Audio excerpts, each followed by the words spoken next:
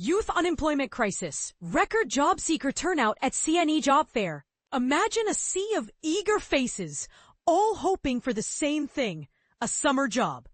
That's exactly what unfolded at Toronto's Enercare Centre, where thousands of young people lined up for a chance to work at the iconic Canadian National Exhibition, CNE.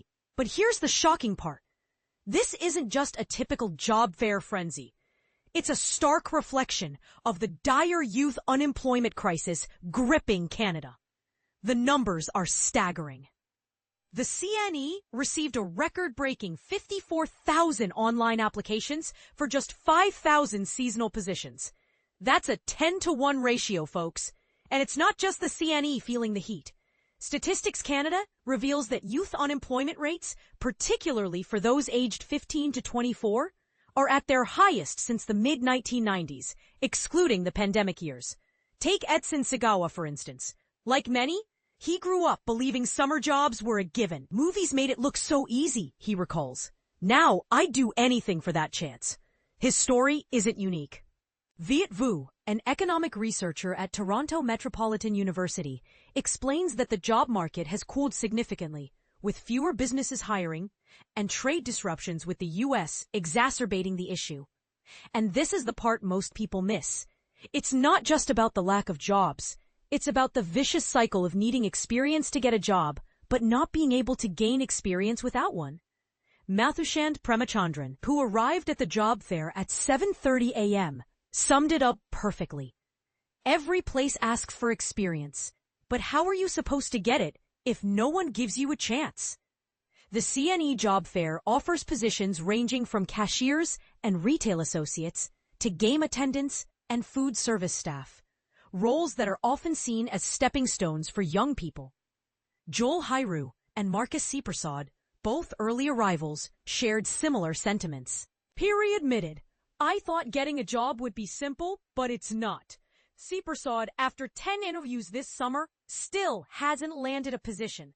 "It's the hardest it's ever been," he said. CNE CEO Mark Holland sees the fair as a beacon of hope. "This is an incredible opportunity for a first job," he emphasized.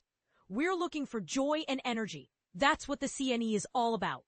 But here's where it gets controversial. Is the CNE job fair a genuine solution, or is it merely a band-aid on a much larger systemic issue? While the fair provides temporary relief, it doesn't address the root causes of youth unemployment. Shouldn't we be asking why Gen Z is facing the worst job market in decades? And what role do economic policies, education systems, and corporate hiring practices play in this crisis? The federal government has announced an expansion of the Canada Summer Jobs Program, adding up to 6,000 more positions. But is this enough? As young people like Sagawa, Premachandran, Hiri, and Seepersod continue to struggle, it's clear that more needs to be done. What do you think? Is the CNE job fair a lifeline for youth, or is it a symptom of a deeper problem? Let's start the conversation. Share your thoughts in the comments below. We want to hear from you. 54,000 teens compete at CNE job fair amid high unemployment. Shocking numbers. Imagine lining up before sunrise, shoulder to shoulder, with tens of thousands of hopeful teens, all vying for the same summer gig. That was the reality at this year's Canadian National Exhibition, CNE Job Fair, where the hump for work felt more like a massive concert lineup than a hiring event. And here's where it gets controversial.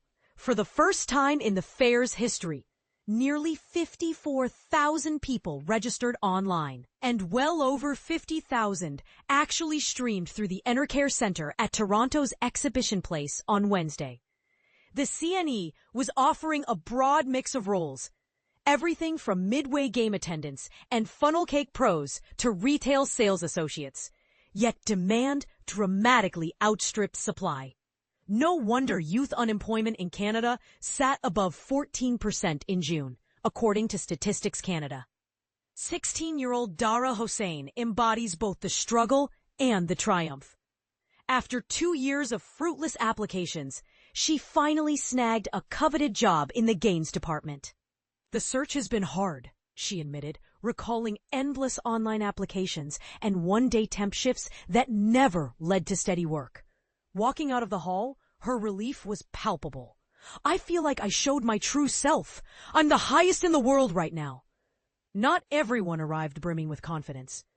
Kayla Wynn, also 16, confessed that the sheer volume of candidates felt intimidating. You look around and see hundreds of people your age in one room. It's very scary and overwhelming, she said. Still, the record turnout surprised her. She assumed a midweek fair would be calmer and planned to treat it mainly as interview practice.